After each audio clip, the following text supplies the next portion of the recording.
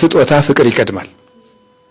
ፍቅር ባንኳኳችበት በር ስጦታ ተከትሎ ይገባል እንጂ ዝም ብሎ ሄዶ ጥሎ መምጣት አይደለም። እና ክርስቶስ እንዲያርገው ይወደናል። ጌታችን ኢየሱስ ክርስቶስ በተሳሳትንባቸው ወራትም አብሮን አለ ማለት ነው። ሁል ጊዜ አብሮን ይኖራል።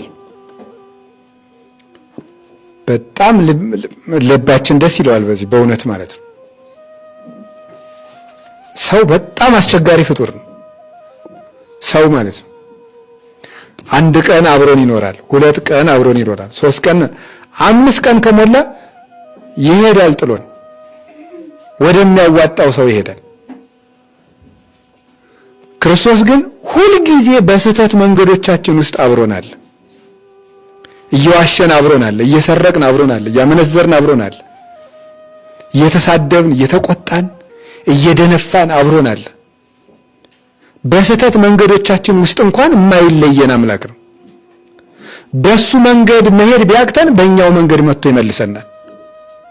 በጣም በጣም በጣም ቸር አባት ነው ክርስቶስ። በዚህ ትንሣኤ የምንረዳው እሱ ነው። የእግዚአብሔር ቤተሰቦች እግዚአብሔር ትቶኛል እንደማለት ያለ ክፉ ክስረት የለም።